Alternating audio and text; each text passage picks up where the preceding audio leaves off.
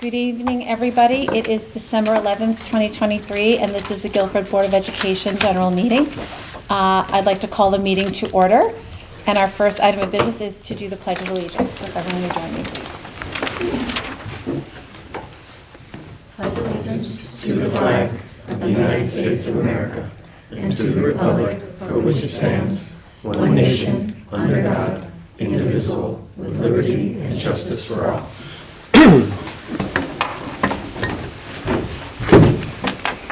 Okay, great. So we will move right along to item number 3, which is action on minutes. The first one is 3.1, which is minutes of November 13th, 2023. Does anybody have any input on those minutes? Motion to approve. Thank you. Do I have a second?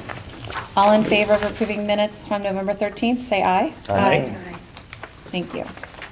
Item number 3.2 is our November 27th minutes. Could I have a motion on those? So moved. Second. All in favor? Aye. Aye. Thank you. Okay, item number 4 is public comments for topics on our agenda. So this is an opportunity for anybody in the audience who would like to come up and speak to items on the agenda specifically. And it doesn't look like we have anybody, so we will move along to the next item, which is item number 5. That is review and approval of expenditures for the month of November 2023, and the reviewer for the month is Noel Petra. So Noel, it's all Thank you. yours. We reviewed all of this during our operations meeting, so I will go through it one more time. November 2023 financial reports, fiscal year 2023 and 24. Expenditures for the month of November 2023 were $5,179,382.33. Expenditures and encumbrances through the end of November were 37.44% of the budget as compared to 38.21% in 2022 and 23. Revenue for November 2023 was $26,912.26, which includes $317.80 for non-resident tuition, $20,150 for the magnet transportation grant, $2,121.46 for Medicaid, and $4,323 for pre-K tuition. Salaries, the percentage of the budget expended approximates the prior year. Employee benefits, the percentage of the budget expended approximates the prior year. Purchase services, the percentage of budget expended is higher than the prior year. The credit in the dues and fees line is due to a correction of expenses to professional development, and the credit in the postage line is due to a correction in the expense for the high school postage meter to the correct account. Tuition, the percentage of the budget expended is lower than the prior year. The variance is due to the timing of payments. Supply and materials, the percentage of the budget expended is lower than the prior year. Capital, the percentage of the budget expended is lower than the prior year. Transportation, the percentage of the budget expended is lower than the prior year. The warrant we are submitting is a total of all payments for the month listed alphabetically. The total payments detailed on the warrant is $2,435,222.48. We reviewed all of the warrants in detail at the operations meeting. And it's my report. Thank you. Any questions for Noel regarding the expenditures for the month? No. Great. Do I have a motion to accept his report on the financials for this month? So moved. Second. All in favor? Aye. Aye. Thank you. All right, moving on to item number 6, communications. Does anyone on the board have any communications they'd like to share? Just a number of people that have had input on the school calendar that we're going to be discussing a little bit later on. Yeah, we'll get to that one. It was nice to see so many responses. Yeah, and so many I agree. people reaching out. Yeah. Absolutely. Thanks, Jen. Okay, moving on to item number 7, our student reps. Okay, I can go first. So first I was going to talk about Adams. So at Adams, at the end of the week, or at the end of November, they had Spirit Week. The PTO also sponsored an author's visit, so they had an author's visit with Baron Johnson. And so he talked about his writing process, and even showed students some pictures of his writing before and after he sent it to the editor. So they got to kind of get an inside look at like the writing process and how that the whole publication process works. The winter sports are in full swing. I think the girls basketball and boys basketball are the only two teams to actually have games yet. But practices and stuff are starting up. Peer Helpers group went caroling around the green this past week, and they're also running a toy and pet supply drive. And then the 8th grade band and orchestra concert is this upcoming Wednesday. And then Voices is going to go and sing to the 8th graders next week. At Guilford Lakes, sort of going back a little while, Veterans Day, they had over 50 local veterans and members, like family members of students, and they're all somewhat involved in the Guilford Lakes community, came to visit and talk to students and sort of experience some sort of celebration. Both the 2nd and 4th grade went to the Eli Whitney Museum. They went on separate occasions, but they both got to go and practice different, and sort of apply different things about what they're learning. PTO also sponsored an author's visit with Sarah Levine to visit pre-K and kindergarten classes, and she's going to come back in the next couple weeks to talk to the 1st through 4th graders. They also had their yearly recycled art show, so I got to see some pictures of, I saw an ice cream dispenser, I saw a robot, an old telephone, a toilet. It's a whole bunch of different art projects there. They also are doing a toy drive for the police department, and the first graders had some art that is getting published or getting put on display at the Brantford Compassion Club, and there's going to be an open house in January to see them. Starting off with Calvin Lee. In art class, 2nd graders have been studying cave art created by Neanderthals from the early periods of the Ice Age in Europe and parts of Asia. Using prehistoric and geometric symbols, students developed and drew scenes by creating their own symbolic stories. Their work surfaces made from crumbled paper to mimic the cave drawings. The cave walls proved to be very tricky to draw upon. Mrs. Dos Anjos's and Mrs. Froelich's 4th grade students studied poetry in depth. They studied the forms and functions of poetry, learned about the lives of famous poets, and they read many poems and wrote their own poems and essays about poetry. And recently, they proudly presented to their own families, showing off their artistic expression and confidence. Mr. Abraham received a wonderful email a little while ago from a 1st grade teacher in Texas, congratulating Calvin Lee for composing and sharing the Choose Love song. I won't recite it right now, but it's a great song, I assure you. The teacher in Texas cited what an incredible inspiration the song had been to her students and how they sing it every morning to start off the class. Oh, that's really cool. On to Melissa Jones. As I'm sure many, if not all of us are aware, there will be a new principal coming to Melissa Jones. The students are sad to see Ms. Hahn go, but are excited to welcome Mr. Regan. Right now, the Scholastic Book Fair is going on at Jones, and students are enjoying flexing their reading prowess and their youthful financial independence.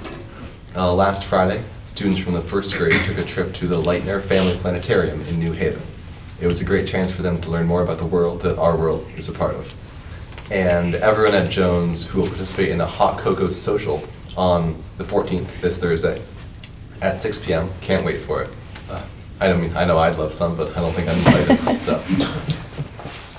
Perfect. And then with Abraham Baldwin Middle School.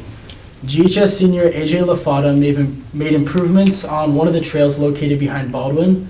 He landscaped the trailhead and designed and built a trail kiosk marking the beginning of a newly named Abraham Baldwin Trail. The kiosk includes information about Abraham Baldwin's many contributions to the birth of our nation. On Tuesday, December 5th, AJ held a ceremony that includes Mr. Hamill, Mr. Ross, town historian John Hellender, and trail advocate Bill Johnson, and the entire Baldwin Hiking Club. At the ceremony, Baldwin students learned about the steps AJ took to make this project a success, and AJ answered questions from the students. AJ provided a great example how the mastery-based diploma experience can be a very valuable learning experience, connecting him with a variety of people in the community and learning from each of them. Last week, Baldwin students participated in the Hour of Code initiative to highlight computer science. Teachers facilitated computer simulations, programming, and coding activities. Our students enjoyed these opportunities, and many continue to explore resources and activities during our daily enrichment period. We're looking forward to our visit from the GHS Voices on Wednesday, December 20th. Just after student arrival, Voices will start our day with holiday music. The visit is a BMS favorite. We're looking forward to welcoming Miss Allen and all members of the Voices.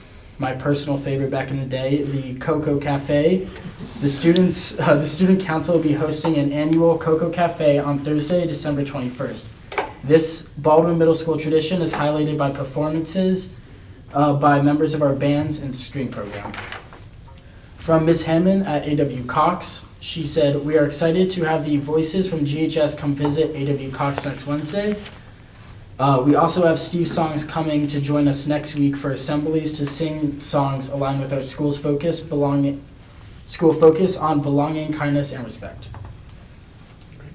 And what do you think of the documentary? Oh yeah, and then for GHS, former GHS student Jacob Halsema, he graduated in the class of 2021, made a documentary on the Thanksgiving Guilford hand football game. It really gave a good school spirit, despite the loss that we did have. It really showed Coach White's motivation to the players and the team's efforts to break this curse. But most importantly, the video showed what this program, the football program, means to these players. And we were ahead at one point. We were ahead. We were up at the half. Next year. Some other stuff that's been going on at the high school, there's a whole bunch of concerts. They had the ones at the Green, or at the church. The rep orchestra, concert band, mixed chorus, they all had concerts last week, and the jazz band also had several concerts. They had one where Latin Grammy Award winning the New York Afro Bop Alliance came, so the students got to work with them. And then put on a concert with them, and they had a whole sort of workshop with anyone from anyone in 8th grade or in high school who was involved in music could come. George can probably talk more about that. The jazz band loved it. It was a great experience. It was really cool to hang out with professional musicians and just work alongside them. That's great. The fall play also happened, I think, since the last time we had a meeting. So the complete works of William Shakespeare abridged was I think a lot of people laughed about that. Hilarious. It was great. So well done. It's fantastic. We also had the school blood drive. NHS had PJ Day, so they raised money, I think, for like a local cancer research. That's right. Each year we choose a different organization, a charity to donate to. This year it was for local cancer research. Anything else? We just got off the fall play, and the auditions for the spring musical are next week, I believe. It's right around the corner. Was it today? This week. I think some are today, yeah. What is it? Yeah, students are really looking Legally forward Blonde. to being Legally Blonde? Oh, wow. Legally Blonde. It's going to be a fun one. Yeah. I know seniors who applied early to colleges are starting to hear back from them. They're very stressed, but it's a fun time. It's a great experience. MBDA presentations are going on, like you were talking about with Mr. LaFada. I think tomorrow night in the Commons is the Yes. MBDA Gala night. Yes, board members, you all received invitations for the presentations tomorrow evening. Great. Yep. It's a stressful time for seniors and for everyone, of course, but we're having a good year so far. Good. Thank you, guys. Thank you, guys. So great to hear from you and all the stuff that's going on around our district. And that Afrobop performance on Friday was amazing, and you guys did amazing in the jazz ensemble. So we have superbly creative students in our district, and we're so lucky, and we have to always remember to support that. Okay, so we will move on to item number 8, the superintendent's report. Dr. Fink. Release the students. Oh, my You guys gosh. know that you're welcome to My stay. apologies, you guys. You're welcome to stay, but you're also totally welcome to go, and I know it's a tough time of year. So unless there's anything else you want to offer to us or touch on. Thank you. Thank you, guys. Okay, thank you. I need to start by apologizing to the board. Item 8.1, the asset survey results presentation. You know that we do the biannual student asset survey, and we had presenters from Day who were prepared to share that with you tonight. We were, however, unable to get the technology working. We have tabled that presentation. We will invite our partners from Day to come back in January and make that presentation to all of you. I also want to invite Dr. Goss to give you the update on the kindergarten entrance age. So as you probably know, the kindergarten entrance age was changed from January 1st of the coming year, needing to be 5, to September 1st. But with the caveat that petitioning the board, a parent could ask for an assessment of their child. The school could assess the child, and then pending a vote of the board, actually, the child can be admitted. So we have sent out to the community the information that students who will turn 5 after September 1st of this coming year, but before January 1st of 2025, will be able to meet with the school principal for an assessment of their skills. The principal will then share that information with the parent and sort of talk through where the child is in comparison to other students that we've had in kindergarten, and make the decision about whether or not the family will get to decide whether or not they would like to petition you to admit that child. So we will then bring probably not a list of names, but probably a number of students who we would be asking you to admit to our kindergarten class. So we would attest to you that we met with 7 families, that we found all 7 students to be ready for school, and ask you to approve the enrollment of those 7 students as identified by our elementary staff, rather than asking you to approve individual names. And we are not sure, as this is the first year, if we will have that approval for you at the August meeting, at your first September meeting. We'll work out the timelines around that. Should it come at the September meeting, we would obviously allow those students to enroll and begin attending prospectively, and assuming a positive vote from all of you. But we'll work out those details as we move forward. What does the appeal process look like if the meeting does not go to the parents' wishes? If the principal deems that the student's not ready? The state has not detailed an appeal process at this time, and so that would be new ground that would be broken as we move forward. The fact is, we anticipate that most parents making that request in Guilford, that the students will likely be ready. Remember, we've been enrolling those students in kindergarten for as long as we can all remember, so we think it we don't think it's going to be a significantly large number, and we think it relatively unlikely that we will be denying enrollment. As Dr. Goss said, there will be conversations with the parents to talk about readiness and to discuss options, but we're hopeful that we don't run into a confrontational situation. We are one of the last states to have this extended December 31st date. I think we're one of only 2 states that doesn't go back to the September 1. So eventually it'll probably become more natural that our kids, but it's nice to have this opportunity for parents in these first few years. And this year specifically, we Yeah. had parents who had been planning to have their children Yeah. enter kindergarten this September, and I think you're right. I think as years pass, we'll find the September date becoming more the norm as parents adjust to it and get used to it. My only question was, you mentioned like an assessment. Would it be more just a conversation, or is that an actual TBD kind of thing? Is the state suggesting how to help screen for that No. determination? No, this was left up to the individual Okay, districts. gotcha. I think we were looking at the kindergarten entrance inventory, which is really a conversation with the parent, looking at it's a series of about 15 questions of things that kindergartners generally can do as they enter, and it would just be a conversation about the child's readiness to do those things. If we were a district with universal preschool, this might be a different conversation, but because we would not be turning children back necessarily to a preschool program, I think it's unlikely that we would be asking parents to come back in a year. Great, thank you. And parents, if they find a month in it's not right, they can always pull their child and wait for the following year. It's not that they're then required to have that child see out the year, because they can have the option of coming back and enrolling the following year. Okay. Any other questions on this? And if I could just touch Yeah. on one item before, and George stole my thunder, but I did want to reiterate a communication that the community received, and while we do not have a personnel item in this packet, I did want to note that Principal Michelle Han has informed us that she will be moving on. She will be going to work at Learn. She's moving on to become a consultant. So she will be telling other people how to be a successful principal moving forward. We expect her last day will be the last day with students as we move into the winter break. We have been fortunate to secure Mr. Mike Regan, who will be coming out of retirement to serve as an interim principal for us at Jones Elementary School for the entire second half of the school year. We anticipate Mike will be with us until the last day of school in June.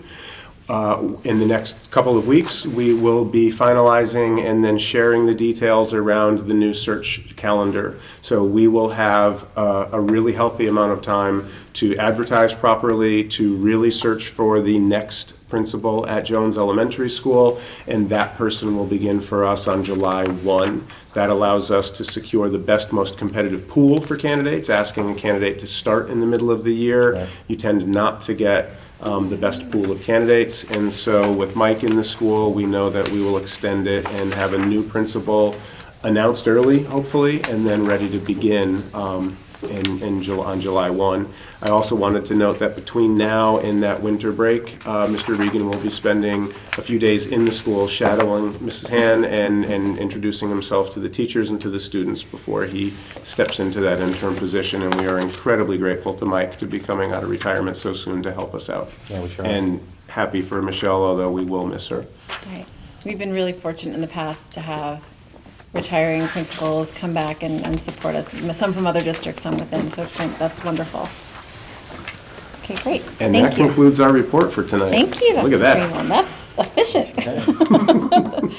Okay, moving on to item number 9, board agenda. Our first item is item number 9.1, which is a personnel item. This is to ratify the resignation of the following teacher: Jennifer Landry, special education, Guilford High School. The effective date is retroactive to November 30th, 2023. Do I have a motion? So moved. Second. All in favor? Aye. Thank you. Item number 9.2 is to approve a donation of $1,849 from the Adams Middle School Band Boosters for the purchase of a euphonium, specialized instrument that they will then bring into their collection. Do I have a motion? So moved. Second? Second. All in favor? Aye. Wonderful. Somebody Okay. was going to ask me what euphonium was. Euphonium, love it. Okay, item number 9.3 is to act on the 2024-25 school calendar drafts. So I'll just go through just briefly. We had Dr. Freeman had brought 2 calendars to us about 2 months ago, just as a receive item. And we've taken time, we've actually extended the time to get public input and to hear from folks, either in person communication here or via email.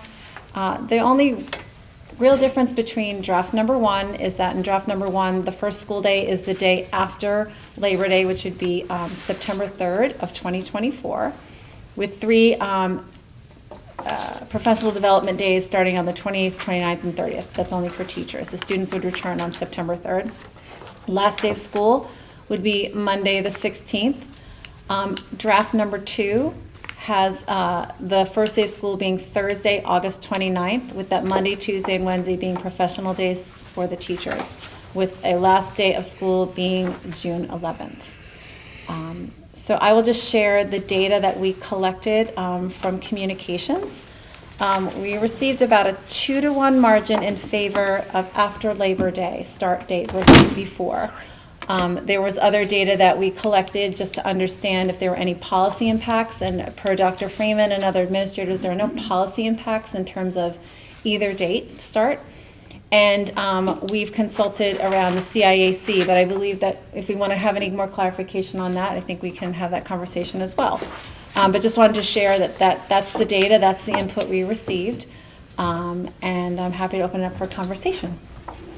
My question is to Dr. Freeman regarding the changes to the fall CIAC schedule and how that might impact our student athletes if we start after Labor Day. Yeah, so the CIAC recently made a change to summer start dates, and so high school athletes will be able to begin practicing this year on August 19th.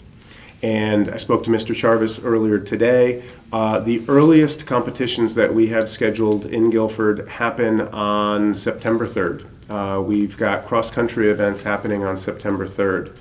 The start date will really not have any direct impact on either of those things. So August 19th is going to come before our start date, regardless of which calendar you approve tonight. We will have cross-country events, our first cross-country contest happening very early in the school year, regardless of which calendar you approve here tonight. It does create some complications for fall sports, particularly for students who had not been on the team previously. So there is some complication for freshmen or for sophomores, juniors, and seniors who might want to go out for cross-country and didn't do it the year prior. The coaches will be communicating with incumbent students about when those first practices occur. Simply don't have a vehicle in place to be able to contact students who aren't currently on the team but may want to be on the team. But again, that complication is going to exist regardless of which calendar you approve here tonight. I have noted, and I will note again, that complication might be greater if the difference in the two start dates were broader. This year, the difference is only 2 or 3 days. In a year where the difference is 5 or 6 days, there might need to be more conversation, but this year, Mr. Jarvis's assessment was that the two calendars are a wash from the athletic perspective.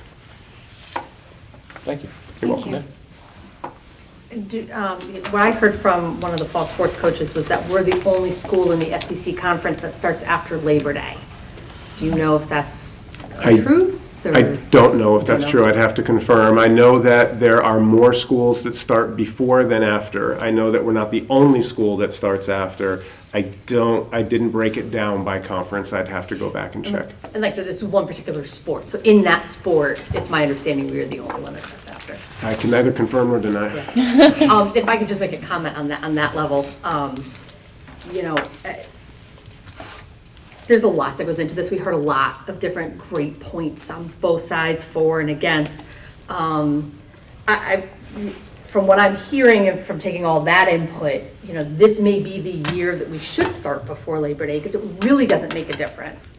So that if in the future we do have to start before Labor Day, it's not such a shock to the system. So that might be something that we need to consider. But that's my point.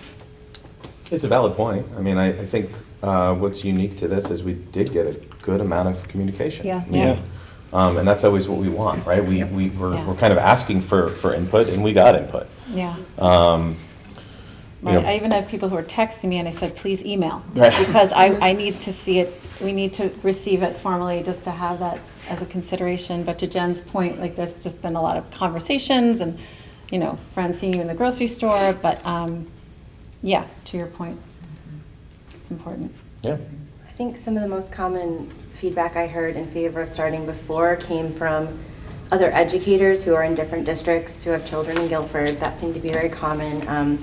Working parents with young kids and the alignment of summer camps. And then we heard from working parents who said after Labor Day too. So there's always both sides. And then, the one I think I can identify with in my house is, come May, end of May, early June, you feel that like summertime itch coming on. And then by the time the August rolls around, you're kind of ready for the routine. So to that end, getting the summer started a little earlier and then heading back before Labor Day. And then in our house, we actually do have the situation where we have a kid in New Haven and then another in Guilford. So it's different schedules, but yeah, it was great to just hear so much constructive input. Yeah.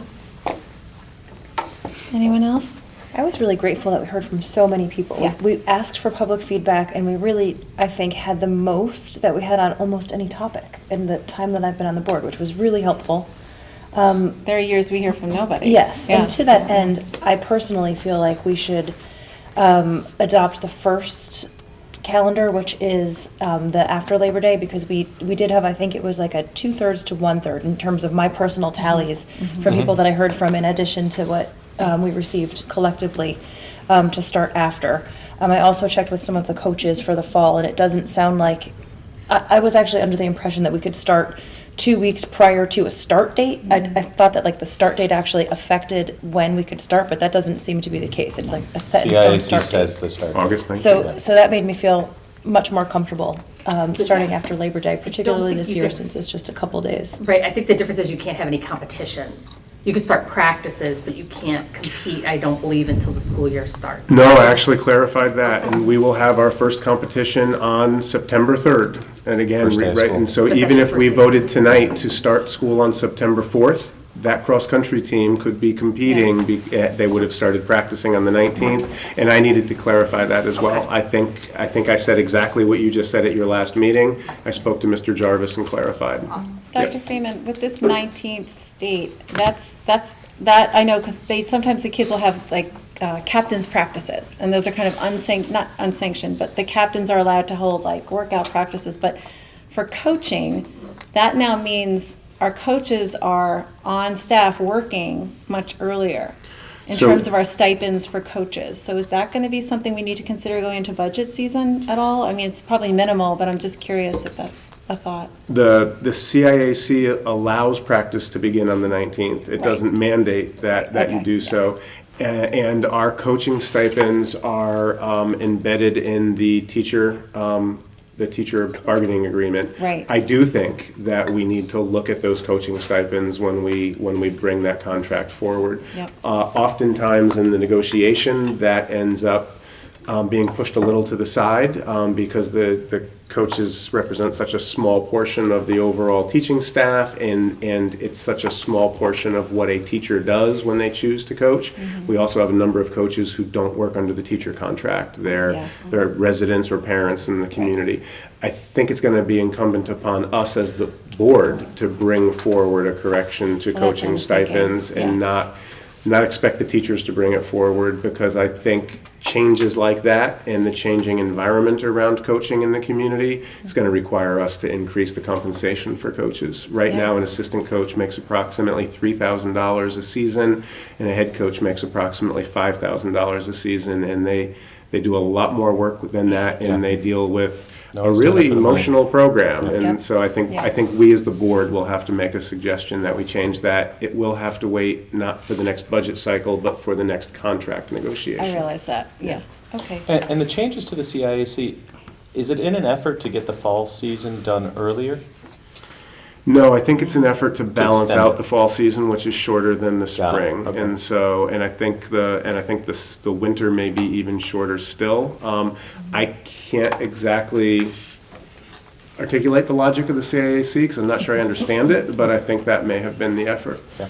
I do have concerns about some unintended consequences of the change and the impact it may have on essentially a volunteer coach Right. cohort. yeah. Yes. Yeah. Right, so part of our conversation is about summer ending and when does summer end, and right, there's an expectation baked into that anybody who coaches one of our fall seasons is now available to begin work on August 19th, and I don't know that everybody who has signed up, again, for what's essentially a volunteer activity, has built that into their planning around it.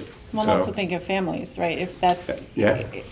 yes, it's important that we keep talking about this, right? Because it's not as simple as August 19th. There's a lot of Right. implications of that. I do think, as it impacts this specific choice between these two calendars, to Mr. Jarvis's, it's a wash. Thank you.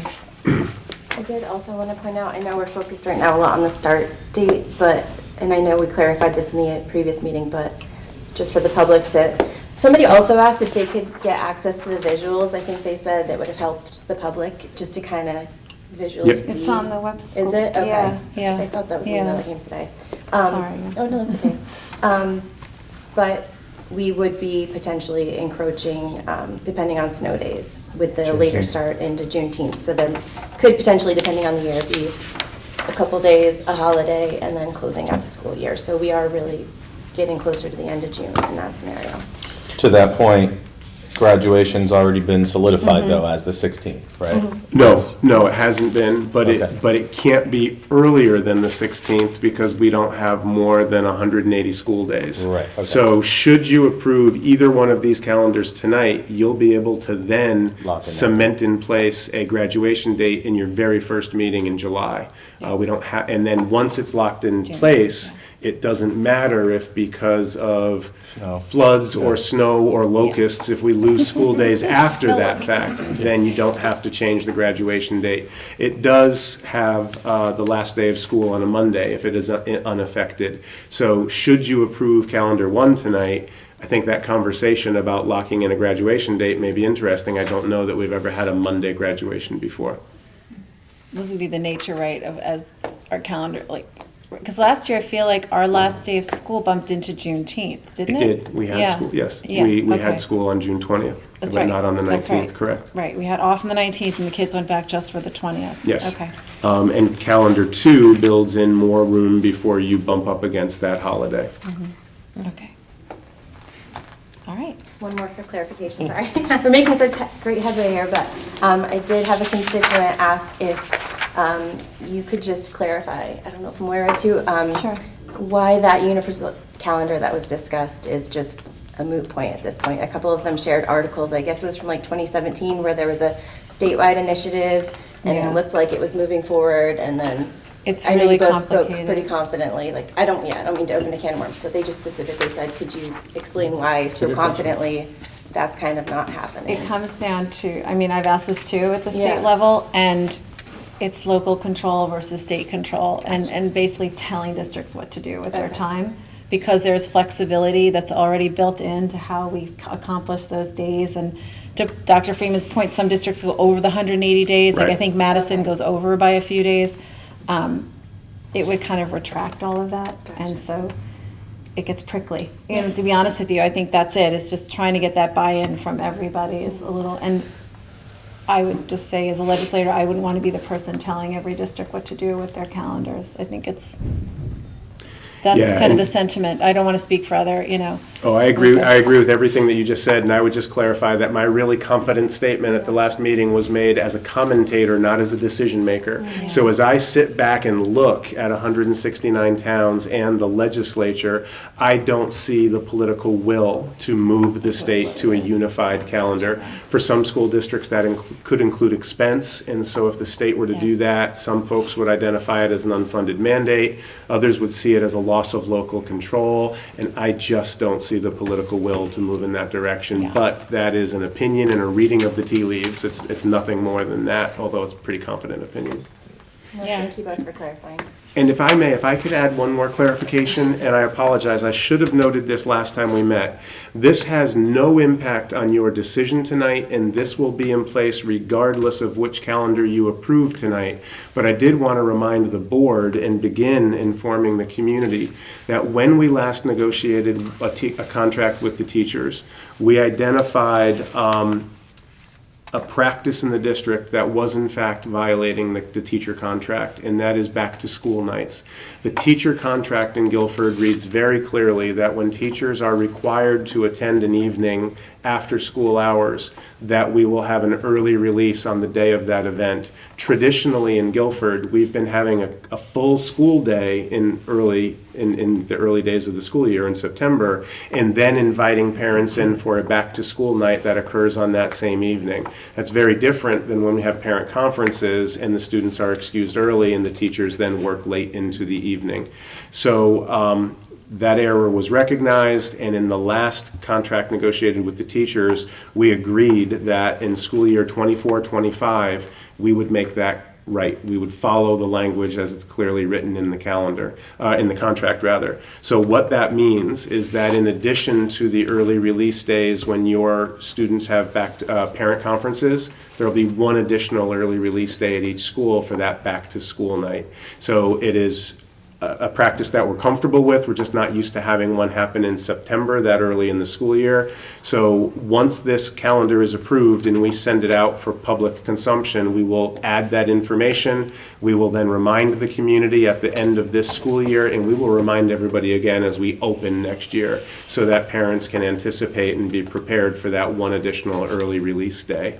And it will be different, right? We don't have all the back to school nights on the same night because many families have students at the middle, elementary and high school level. So it would be, again, different days just as the parent conferences fall on different days. Okay. And again, it doesn't affect your decision tonight. I just wanted to start getting that information out.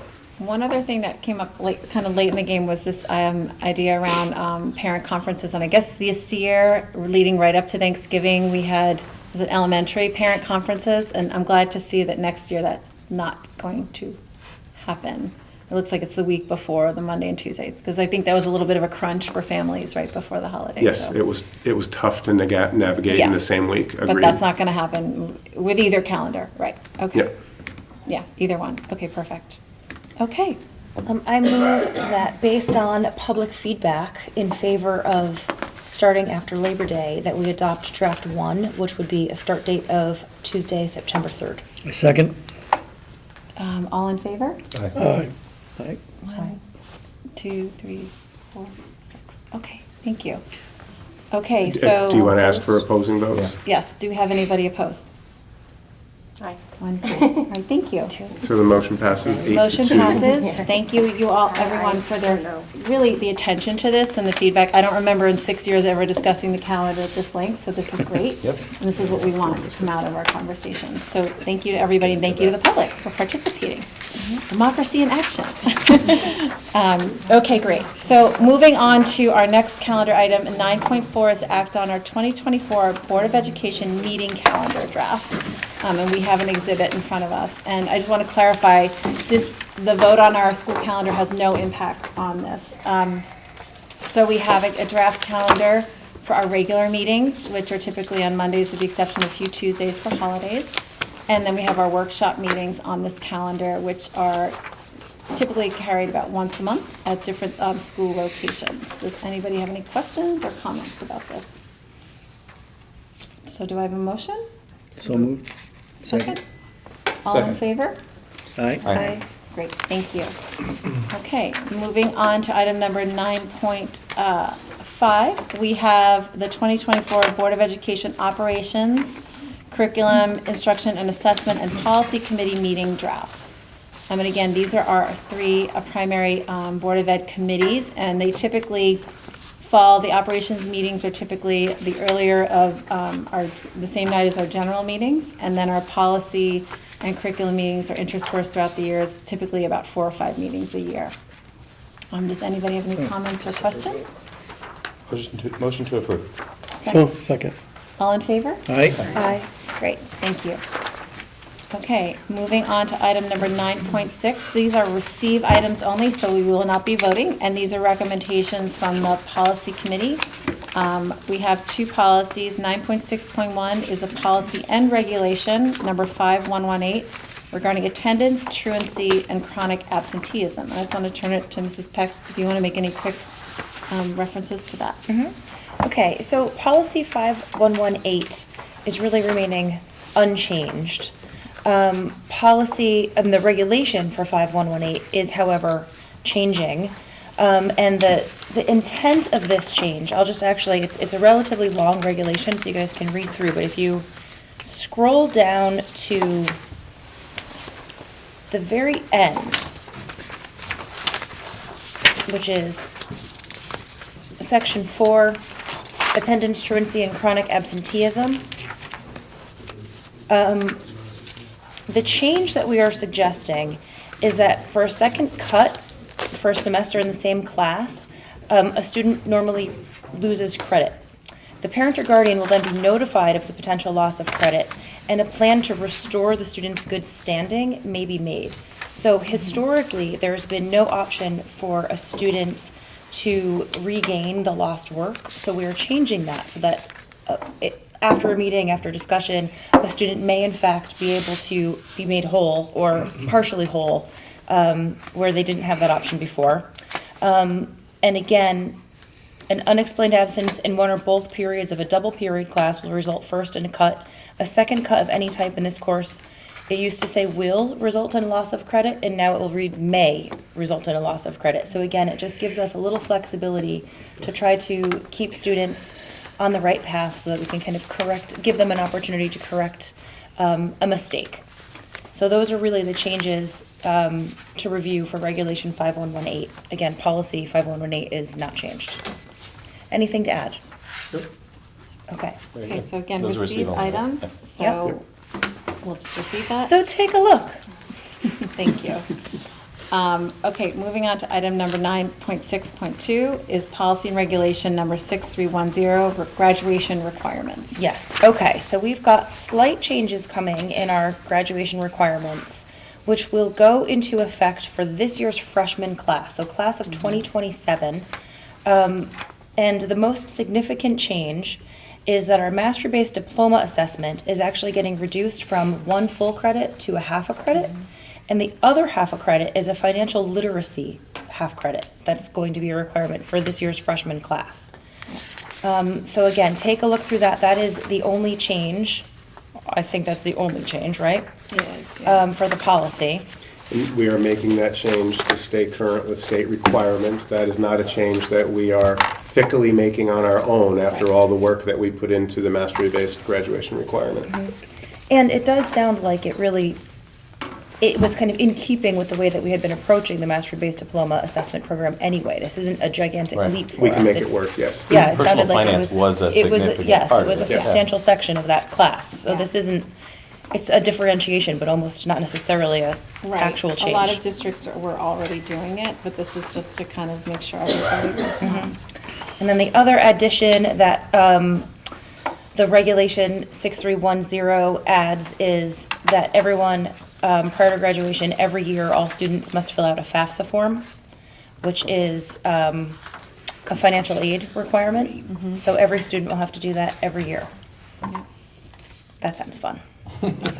They're supposedly making it easier, although it's delayed in coming out for this year, but Yes. supposed to be making Probably it changes more being made. user-friendly. Oh, and then the other thing, that this is another exciting little change. Credits that students earned at the middle school, so at Adams particularly, in a high school level class, are now they're going to be able to get credit for it at the high That's school. so great. Correct. That'll primarily apply to students who take algebra in the 8th grade. And it's Right. very exciting. That's Yeah, great. that's great. Is that retroactive or that will just be for existing students? Like, if there's a question. freshman that did that at Adams, This year's freshman. Yeah, it applies to this year's freshman okay, class. so, So it could so apply if to they're 8th freshmen grade. now, but they did that at Adams, will they get that credit? No. No, it's moving forward. Yes. Okay, Yes. I they stand will. corrected. okay, that's good to know. Maybe that's helpful to communicate to freshman parents. It might be, I don't know if we can, or maybe there's some way to let parents know that, because so they'll have sorry, Julia, We thank could you. identify those students. right? Yeah, yeah. We're going to let Ms. Chaff help us out. Just with as they're that. navigating their course selections as they go up. Right. Yeah. A very valid point. We're waiting until you have finalized your process to make it official, and then we're, with Dr. Goss, we're going to work on communication regarding that in particular, and then we also need to work with our school counseling department in terms of how to help look at those credits in terms of, making sure that we do it correctly, and there's going to have to be some backtracking, I guess, is what I'm trying to say. So will they then, because typically the high school math requirement is 4 There's years. some students, very few students take geometry. Most students at Adams take Algebra 1, and it's the same course standards that we teach at the high school. So you would come in with that math credit in place.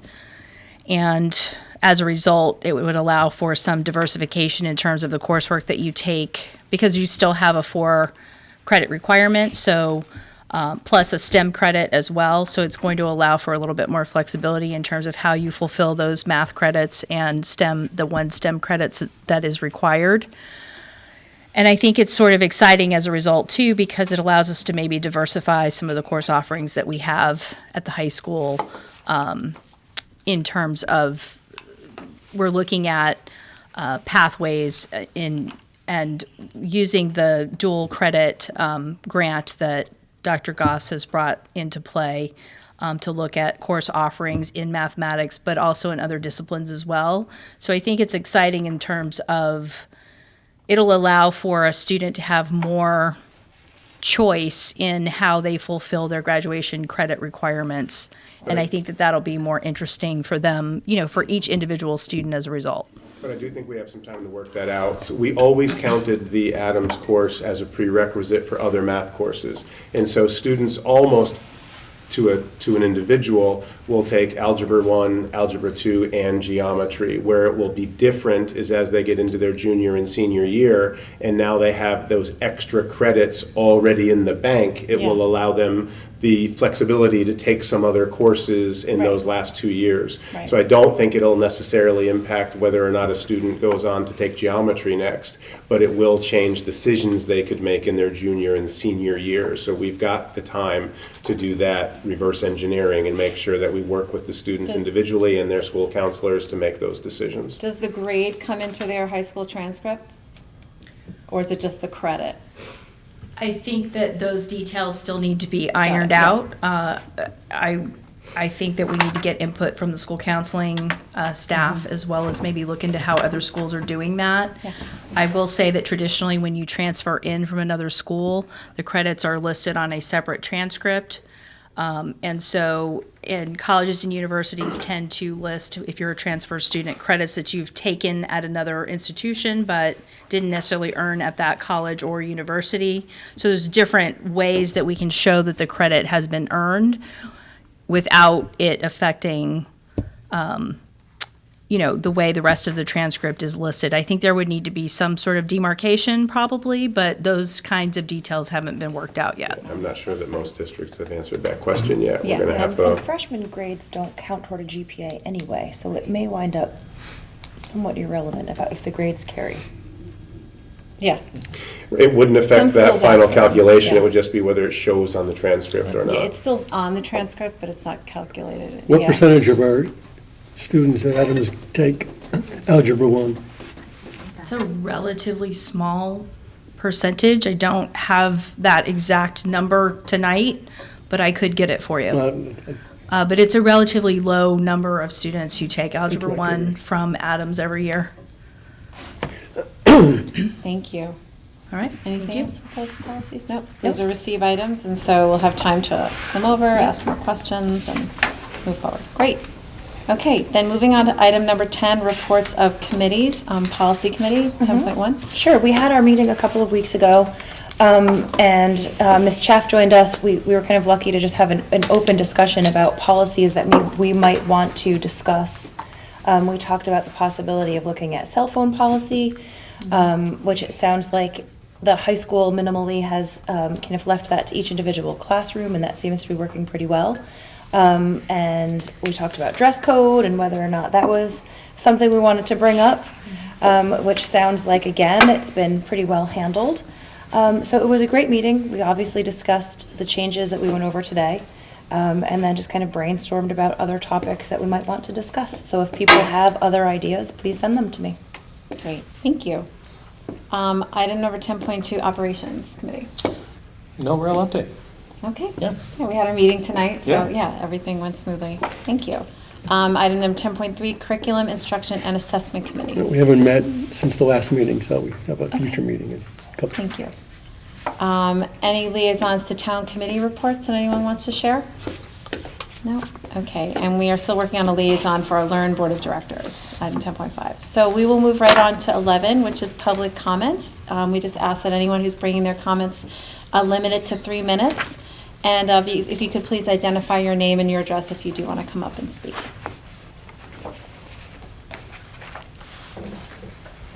I will time. Thank you.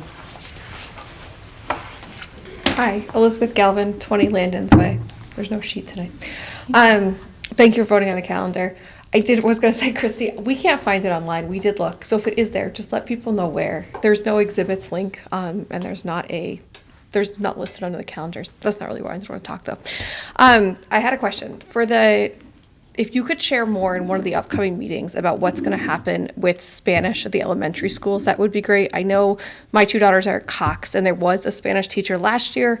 I know they didn't have funding to do that at all of the elementary schools this year, but the board was going to look into that this year. It's been a very popular conversation at the last several PTO meetings of kind of what's the future? Are they looking into a STEM program? What's coming next? So I think it would be a great topic for the Board of Ed to talk in one of the upcoming meetings. So just an ask for a future agenda in the next couple of months. Thank you. Thank you. Thank you. Is there anyone else that would like to come up and speak? No? Holiday season, folks are busy. Okay, well, then just item number 12 is any closing comments from board members and or administrators? No, everyone's good? Okay, good. Thank you. All right, then, item number 13 is an adjournment, so do I have a motion to adjourn the meeting? So moved. All in favor? Aye. Have wonderful holidays, however you celebrate, everybody, holidays. and all of you out there. Thank you. Nice job, Laura. Moira. Yeah.